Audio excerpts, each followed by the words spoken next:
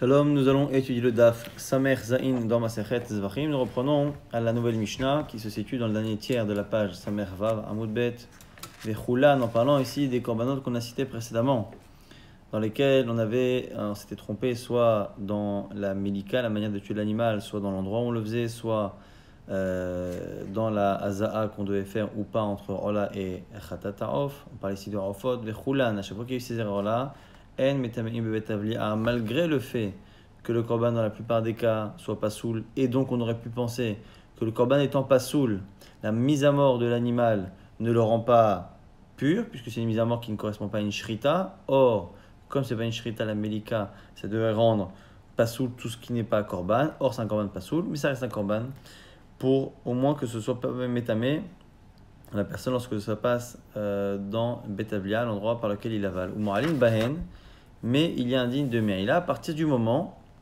où la quasi-totalité des cas qu'on a cités, les korbanot ne sont pas consommables, soit le rola, parce qu'un rola caché n'est pas consommable, un rola pasoul n'est pas non plus consommable, un khatat qui normalement devrait être consommable et donc qui devrait ne pas y avoir Me'ila, comme le khatat la plupart du temps qu'on a cité, il est pasoul, il n'y a pas d'autorisation de consommer et donc il y a Me'ila, sauf évidemment le premier khatat qu'on a cité qui a été fait comme il faut, qui lui par contre effectivement est consommable et donc il n'y a pas Me'ila. Sauf le khatat ta'of qui a été fait au bon endroit en bas comme une action de khatat et avec l'intention de khatat. Maintenant on va rapporter la marloquet Rabbi Eliezer, Rabbi Yoshua pour reprendre le raisonnement qu'il y a entre les deux qui sera débuté dans la Mishnah et qui se poursuivra dans la Gemara dans une braïta. On a ici un rola ta'of, simplement dans les faits, à la fois dans l'endroit où on a fait la melika, à la fois dans la manière qu'on a eu de faire la melika, on a fait comme un khatat. Donc l'endroit, on l'a fait en bas et non pas en haut. On l'a fait kema se khatat, c'est-à-dire qu'on a fait un siman et non pas les deux simanim, et on a fait avec les kavana de khatat. Rabbi Eliezer, sur Rabbi Eliezer, ça reste un rola, mais un rola qui est pas soul, et donc il y a me'ila.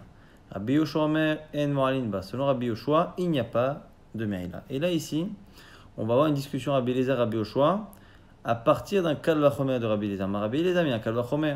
Pourquoi? Si déjà, je vous l'explique, on l'a déjà vu hier, si déjà le khatat qui à la base est un korban dans lequel il n'y a pas me'ila, quand on change de kavana pour rola, comme on a vu, il y a me'ila. Quand on parle d'un korban qui à la base lui-même est concerné par me'ila, quand on change de kavana, fortiori. Donc, puisque déjà le khatat, qui lorsqu'il est fait comme il faut, il n'y a pas me'ila, quand je change de kavana, il y a oui me'ila, ce qui n'est pas consommable. Rola, fortiori, le rola qui est dès le départ à me'ila, quand on change de kavana, il devrait y avoir encore plus me'ila. Alors Rabbi Yoshua lui dit mais non, c'est pas un bon exemple. Pourquoi? Pour faire un kal vachomer, il faut appliquer la même chose aux deux. Si tu appliques ça au khatat qui n'a pas de me'ila, ça lui donne me'ila. A fortiori que ça donnera me'ila si tu appliques la même chose à un korban rola qui a me'ila au départ. Or tu n'as pas appliqué la même chose. Puisque le khatat, tu l'as fait changer avec une kavana vers un korban qui lui ne concernait pas me'ila, alors que le rola, tu l'as appliqué un changement de kavana vers un korban qui lui n'a pas me'ila, parce que c'est khatat, donc tu n'as pas appliqué la même chose. Donc tu ne peux pas dire que si on applique ça à khatat, ça donne me'ila, a fortiori si on l'applique à me'ila, tu n'as pas appliqué le même traitement. Le khatat, tu l'as changé pour un rola, tu l'as changé vers un korban qui ne concernait pas me'ila. Thomas, qu'est-ce que tu viens me rapporter, me dire, me comparer avec Rola chez Shina et Shema et Shem Khatat, où le Rola là-bas tu l'as changé pour une Kavanat Khatat chez Ken Shina et Shema et Dvar Shenbo Maïla, où là-bas tu l'as modifié vers un korban qui n'a pas de Maïla.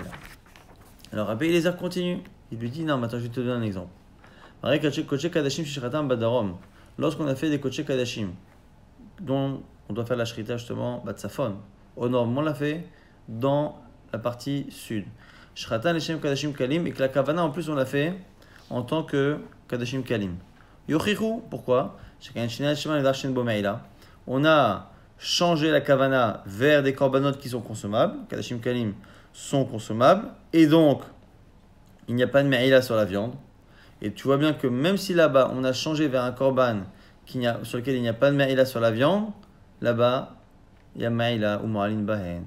Alors, Afata, toi aussi, Rabbi Yoshua, Altitma ala Ola, ne t'étonne pas sur le Ola. Afalpi Sheshina Shema Lidva Shenbo Me'ila Shima'ulba. Ne t'étonne pas que dans le Ola, même si on change la kavana vers un korban dans lequel il n'y a pas de Me'ila, eh bien, il y aura toujours Me'ila, parce que c'est un Ola Pasou. Alors, Rabbi Yoshua lui dit, c'est pas un exemple ce que tu me rapportes. Lo im amad bekot shekadashim shchatam bedarom, ou shatan shekadashim kalim sheken shinat shemam, ledva sheshbo yisur. Ce que tu m'as rapporté des kadashim qui ont été modifiés vers kadashim kalim, qui eux, même s'il n'y a pas me'ila sur la viande, sur certaines parties qui ne sont pas consommées, il y aura me'ila. Il y a isur ve'eter. Il y a les mourim, les entrailles, et il y a de l'autre côté le bassar, la viande. Le bassar, c'est eter. Les mourim, c'est isur. Et donc, il n'y a pas réellement de éther total. Thomas, chez Kulo, éther. Qu'est-ce que tu diras dans le cas où c'est un rola qui a été changé pour un khatat, qui lui est totalement autorisé? Alors, du coup, Tanya Lagman nous rapporte maintenant une braïta dans laquelle Rabbi Eliezer continue à essayer d'apporter une preuve. Mais le Rabbi Eliezer, le Rabbi Yoshua, Hacham Sheshrato Batsafon, Shem Shlamim Yochiach. Un Hacham dont la shrita a été faite au bon endroit, Batsafon. Simplement, on l'a fait des Shem Shlamim. C'est un Sham, on a fait ça des Shem Shlamim. Yochiar, pourquoi? Shina et Shemo, Ma'alimbo, là-bas, on a changé la kavana. De Hacham, on est passé à Shlamim.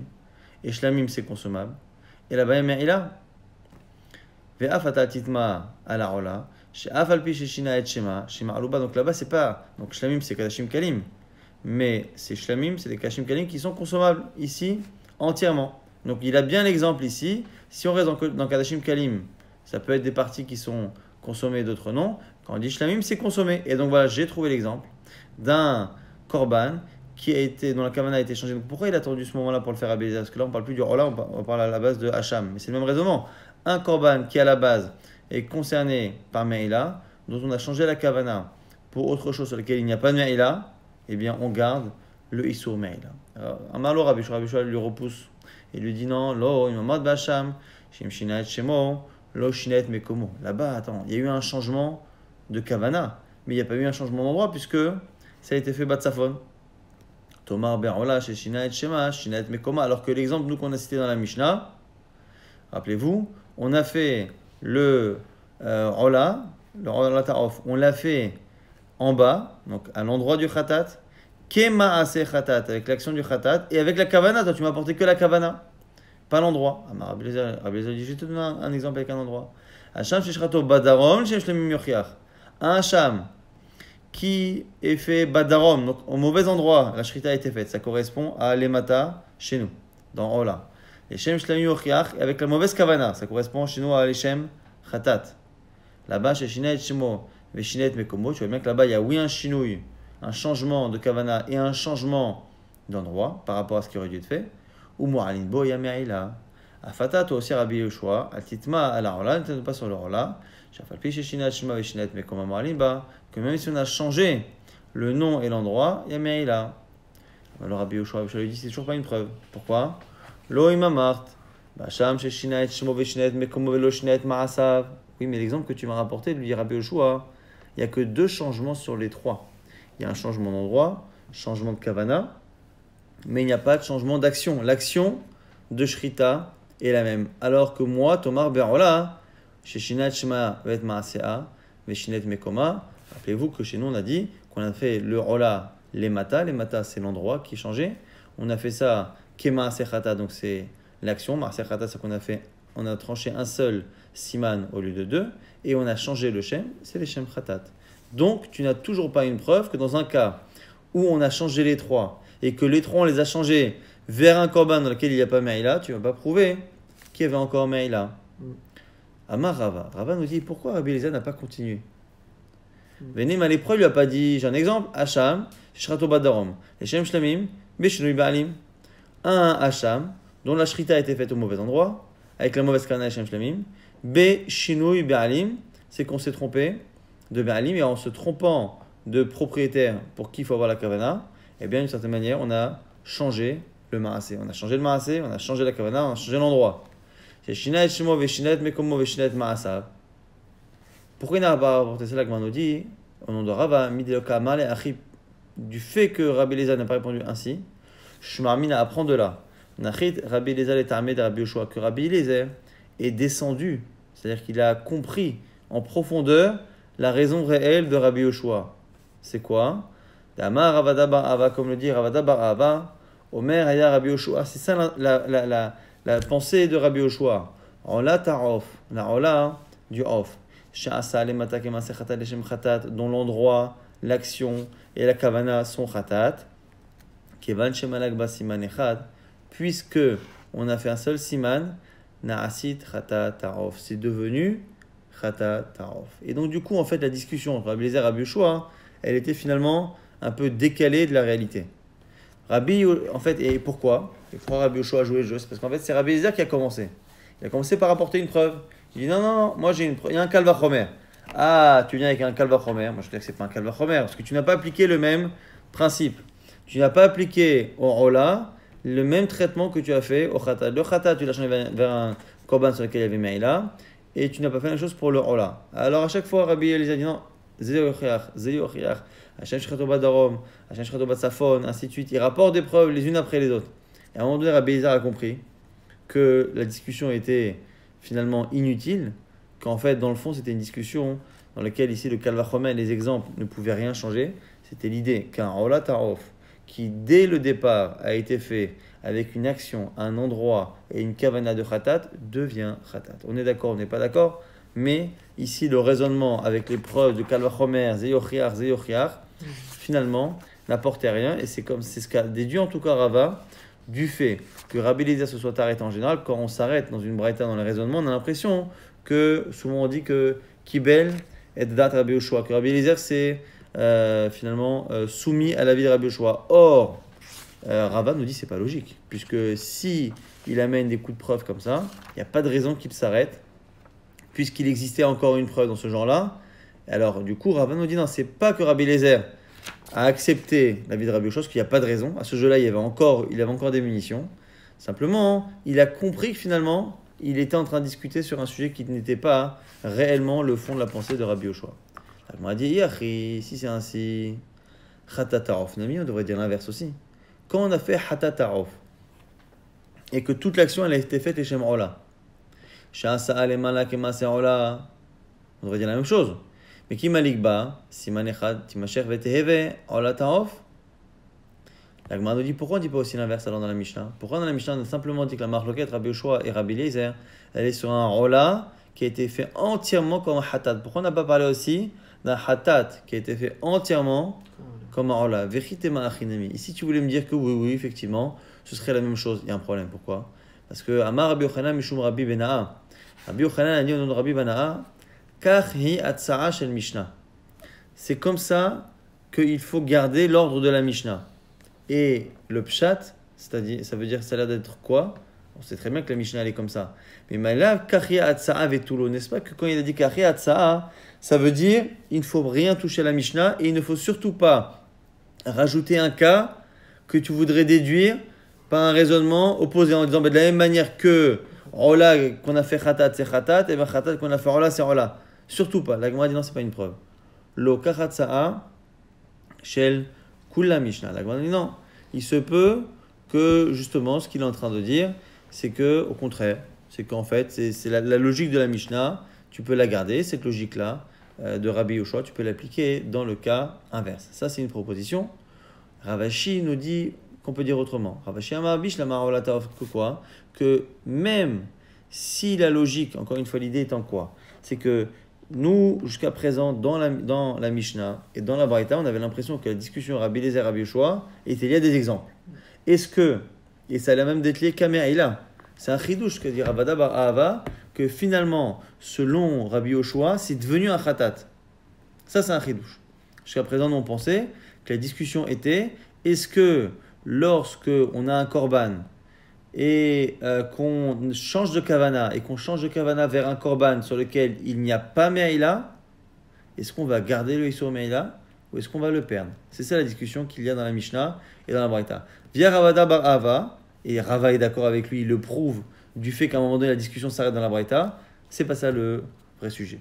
Le sujet qui semble être rapporté dans la Mishnah et dans la Braïta c'est pas le fond du sujet, c'est un hors-sujet. En réalité, le vrai problème, c'est est-ce que c'est devenu un khatat. La Gemara dit, ah bon, mais si c'est cela, ça devrait marcher dans les deux sens. Premièrement, inachinami, peut-être que oui.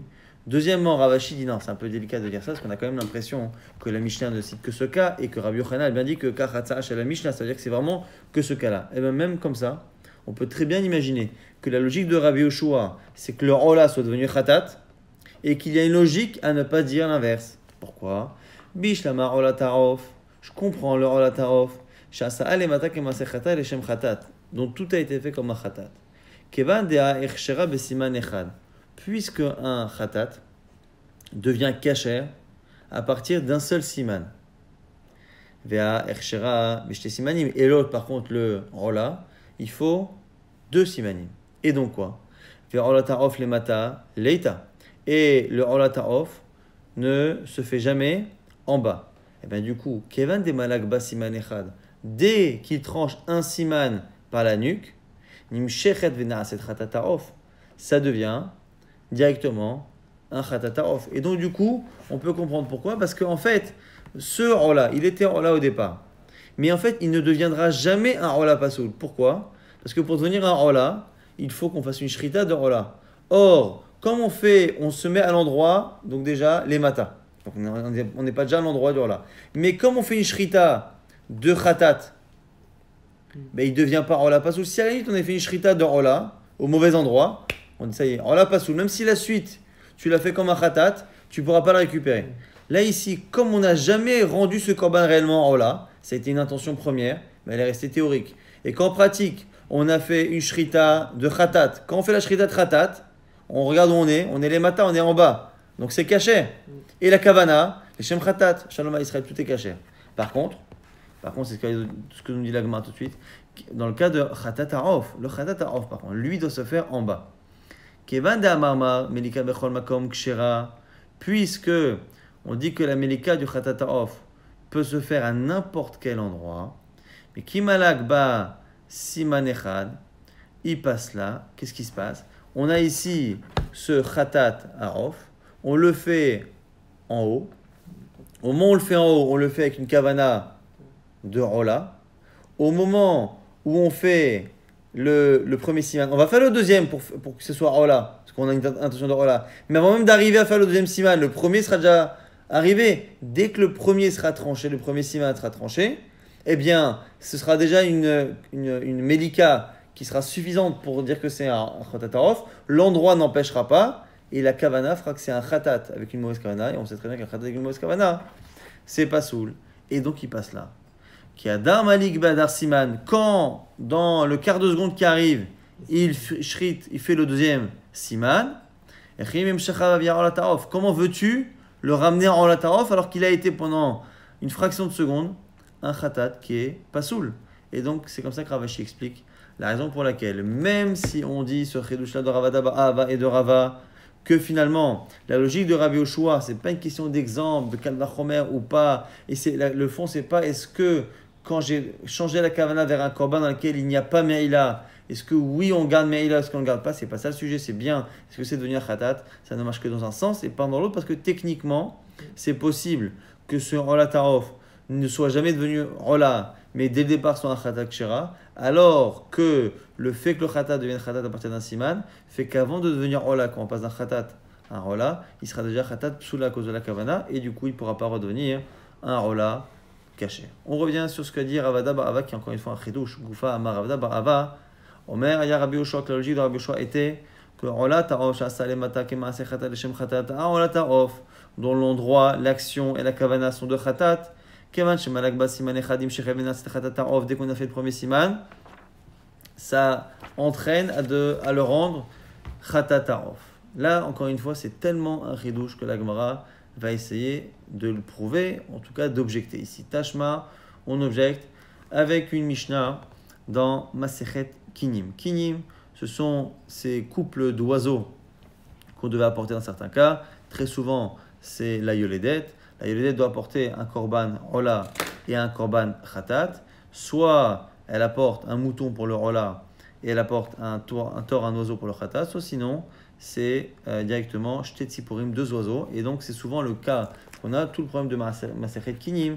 C'est quand on a mélangé les oiseaux. C'est pour ça qu'on dit dans Pirkei Avot que même si c'est un casse-tête chinois, Kinim, on dit Kinim. Et Pithanila, Hem Goufé Alachot. C'est ça l'alacha. L'alacha, c'est parfois le casse-tête de savoir qu'est-ce qu'on fait. On a mélangé, on ne sait pas quoi faire. On a après une question de probabilité. Là, ici, on a deux femmes. Rachel et Léa, chacune a un korban. Et à un moment donné, elles viennent avec chacune un khatat, chacune un ola. Elles ont par ailleurs chacune aussi un ola et un khatat. Mais en tout cas, on a mélangé le khatat d'une avec le ola de l'autre. Alors là, c'est problématique parce que le khatat, il a un maaseh khatat.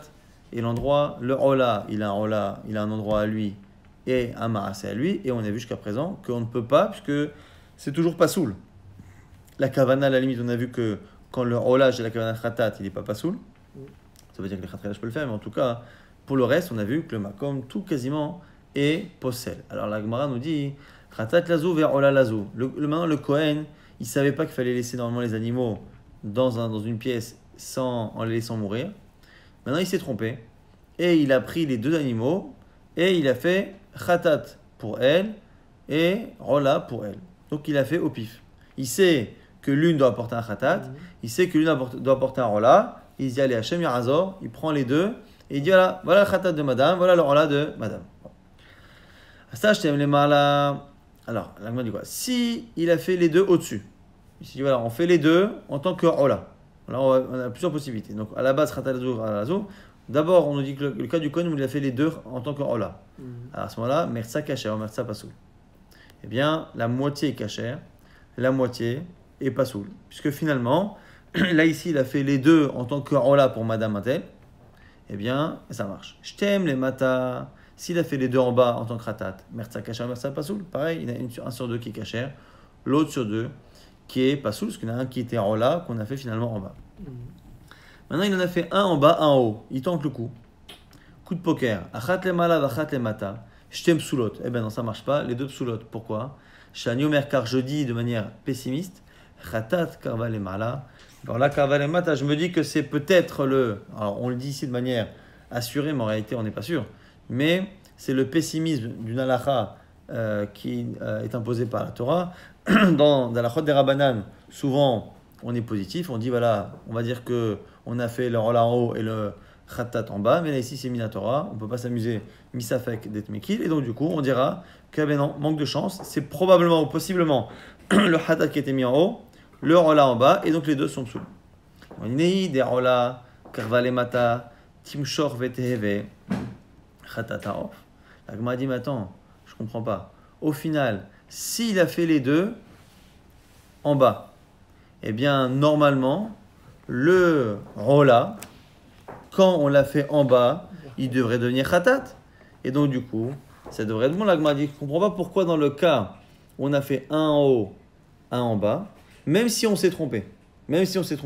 Et qu'en fait, on a fait en haut celui qui aurait dû être en bas, normalement, celui qui aurait dû donc être khatat, celui qui aurait dû être en là, je l'ai fait en bas, ça devient khatat. Donc, quoi qu'il arrive, j'ai les deux khatat. Donc, je devrais avoir au moins un sur deux qui est bon. La Gemara dit non. Pourquoi? Imour dans Rabbi Yoshua a dit ça, Bechat Gavra pour une seule personne. Donc, on a une personne qui vient avec un korban, il vient avec un ola, le Kohen se trompe et il fait depuis le départ les Shem Khatat, qui maser Khatat, les Mata. Là, ça devient un Khatat. Mais là, ici, on a deux personnes. Et donc, ici, ça ne peut pas fonctionner de l'une pour l'autre. Betre Gavre, Miyamar. La Gemara continue encore une fois d'objecter. Et ici, c'est un long raisonnement avec une braïta. On n'aura peut-être pas le temps de terminer toute cette braïta aujourd'hui, mais en tout cas, on va avancer dedans. Tashma. Khatat ve'ola, ustuma, umfureshet. Ici, on a des femmes. Elles doivent chacune apporter deux olot et khatat. Deux olot et un khatat chacune. Donc, elles font finalement, elles achètent, donc elles ont 3 animaux à porter, 3 oiseaux à porter chacune. Et donc, elles achètent en tout 6 oiseaux, mais en association. Alors, elles prennent un premier couple d'oiseaux, elles disent voilà, un c'est mon khatat, l'autre c'est mon ola. Ok, jusque-là tout va bien. Et, alors excuse-moi, non, dans les femmes, il y a une qui doit porter 2 olot et un khatat, et l'autre 2 khatat et un ola. Bon. En tout cas, elles prennent le premier couple, elle dit voilà, ça c'est mon khatat et ça c'est ton ola. Donc ça c'est le premier couple. Après le deuxième, stuma. Stuma, c'est complètement libre. Elle laisse une cage avec 2 oiseaux, elles ne disent pas ni ce que c'est, ni à qui c'est. Et le dernier, c'est ce qu'on appelle meforeshet. Meforeshet, ça veut dire qu'on dit voilà, ça c'est un khatat, ça c'est un ola, mais on ne dit pas à qui. Donc je rappelle encore une fois 2 femmes. Une qui doit porter 2 khataot et un ola, l'autre 2 olot et un khatat. Donc globalement, on a besoin de 3 khataot et de 3 olot. On achète 6 oiseaux dans 3 cages, à chaque fois 2 oiseaux.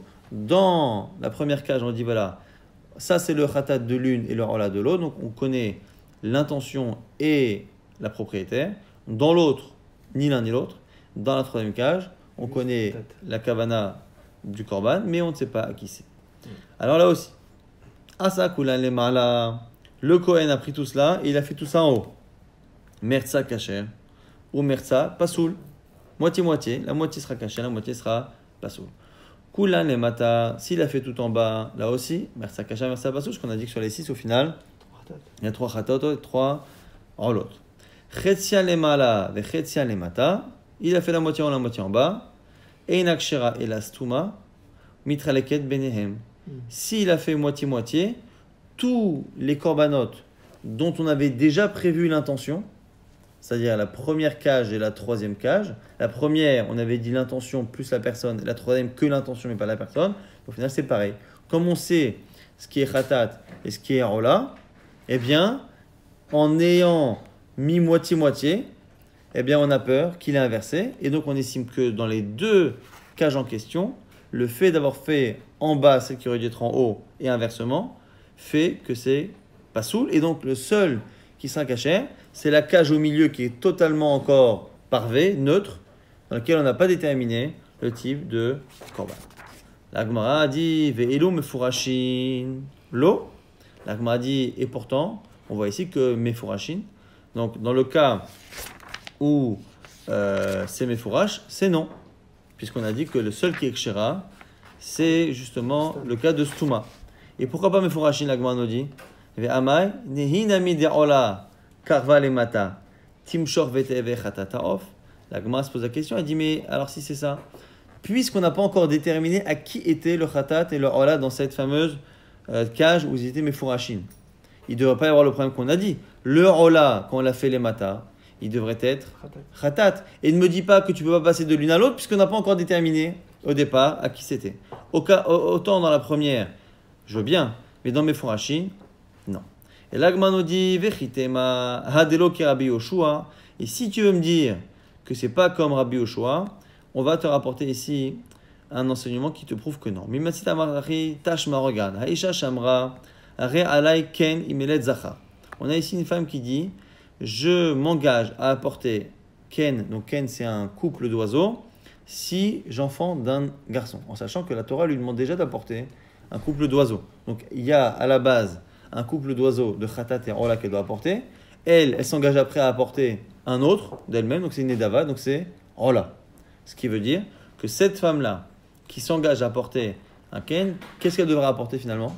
Elle devra apporter d'abord un rola et un khatat, parce que la Torah le lui demande. Et après, 2 rolot. Donc ça fait 3 rolot et un khatat. Yalda zacha, elle enfante d'un garçon.